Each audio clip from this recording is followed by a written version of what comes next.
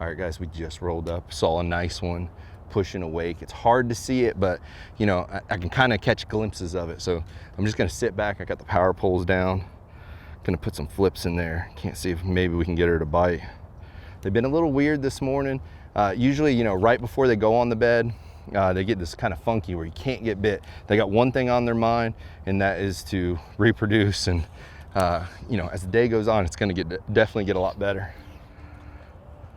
So it's really shallow here, so I'm just kind of letting it settle, and then I'm watching to see what that fish does. Either seeing if he's turning, you know, and he's starting to get agitated. He wasn't really holding well to an area, but now I got him kind of backed up in this corner. You know, it probably just pushed his fry back into that corner. Got her. Oh yeah. Gosh. Oh. Maybe a different one came in there.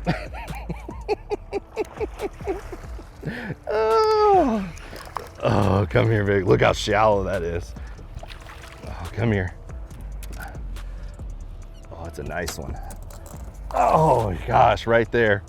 It's the new Maxcent Crud Craw. Man, love that color. Glad they did that. It reminds me a lot of the Maxcent Flatworm that I did really well with.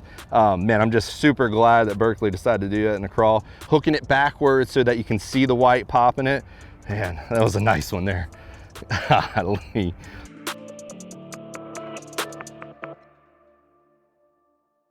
All right, you know, so what I really like about this is the new Crud Craw from Berkley. And the reason I really like this color, especially bed fishing, is a lot of times it's hard to see when the fish gets the bait. So a lot of people like to use white bait. For instance, here, the water's kind of tannicky. I can't really see well. And what's neat is, you know, this color here, it's got the, you know, brown on the top, the white on the belly. And all I'm doing is I'm rigging it upside down.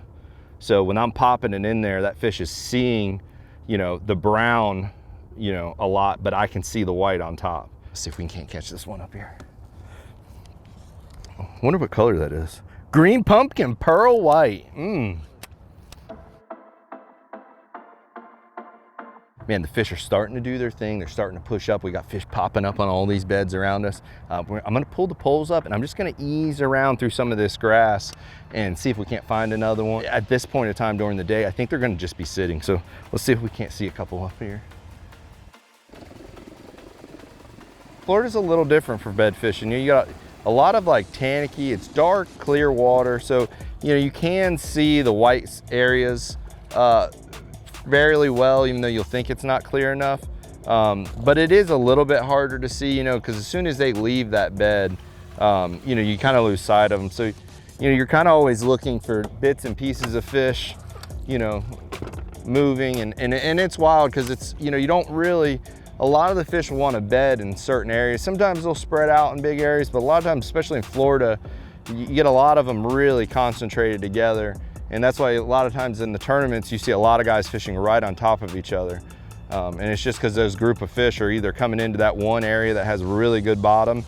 And that's the thing, Florida has a lot of muddy bottom, and finding somewhere that's got some shell and nice hard bottom for them to spawn, that's what they really are looking for.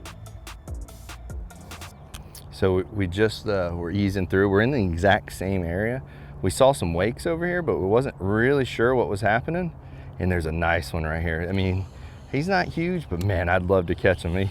He's just in here, kind of, this guy, he's not really on a bed. He's probably already spawned. It looks like we saw some fry. And we're gonna see, we're really close to her. We might have to back up a little. Oh boy, she looked right at it. Let me just back me up just a little more. You know, sometimes it's cool to be right next to him and see him bite, but sometimes you gotta just get a little bit away. Yeah, so when I'm doing this, I really like a Fenwick 7.5 medium heavy extra fast. You know, it's got a nice soft tip, but it's got the length you need to pick up all the line, because a lot of times these fish are gonna hit it so fast. For reels, I'm using a high-speed Xenon MGX. I really like this reel. It picks up like 32 to 33 inches per turn, which really helps. But I got the brand new Leupold sunrise mirrors in, and you know, because we got some clouds passing, it's still early in the morning. Man, it really helps lighten up the water. Boy, I can see this crawl perfect in there. And all I'm doing, I'm just trying to irritate him because he's not, that fry's moving around. He's not really protecting anything on the bottom. So I'm just kind of popping it around. You know, sometimes he won't swallow it the first, he's gonna miss it a few times. And that's where having the one side of this craw white, you know, keeps you, make sure he gets it, bam, then hit him, just like that. Oh yeah. Gosh, that water's shallow. God, I love it.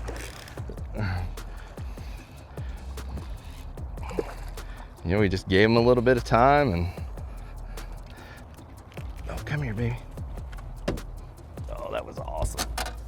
Oh, there we go, guys, right there. New Max Scent Crud Craw. Man, I love that thing. Yeah, you know, so I really do like the craw because, I mean, it's kind of what I started bed fishing with, you know, as a kid and stuff, was always the craw. But I think what it is, you know, we do have a lot of crawdads across the whole United States, and they're an egg raider. They want to go in, they want to eat the fry, you know, before they kind of raise up to the surface. You know, they're just a little glob down there on the bottom in the bed, and them crayfish love to get in there and eat them. And you know, and that's why I think they can't stand it. You know, they're hidden it, protecting their area. And I mean, that's one reason I like the craw. And then I like the action. What I really like is you can put it on there, it swims down, it lays in the bed perfectly calm, has no action, and then just the smallest pop or shake, you know, the arms start moving, and I feel like that really triggers a lot of bites. But yeah, the craw, you know, you can put a bigger weight on it. You know, I'm throwing it on straight braid, and yeah, you can just kind of, you know, get it into the bed and leave it there. Using a bigger weight, you know, that really helps. Oh, he almost had it. See, so when he does that, a lot of times when they nip, especially when you're dragging, you're trying to find that sweet area, you know, and as soon as you see him nip at it, then you know, you're like, all right, he doesn't like it right there. And that area, depending on how big the fry is, I mean, it will move. Yeah, you know, a lot of times, and that's what's, oh, here we go, here we go. He's right on, see, he's got it, just has the pinchers. Yeah, that's where that white craw comes in. I would have set the hook, lost my pincher. Look at that. Get him! A big one? Oh yeah, nice. That's old Ernie. Ain't seen Ernie in 20 years. Used to fish against him when I was, let's see, maybe 15. 14, my mom would drive us to the ramp. They thought I got a DUI because my mom was always driving us, but I didn't have my driver's license yet.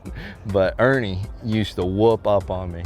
Look at him, and he's whooping up on us again today. Oh, look at that, see him, got it? God, that was awesome. Gosh, see, he kept grabbing that claw. Oh my gosh. He kept grabbing that claw, and I just kept, you know, almost shaking him off until he swallowed it. Oh, that was awesome. Oh God, he's got it, hooked him so good. Here we go.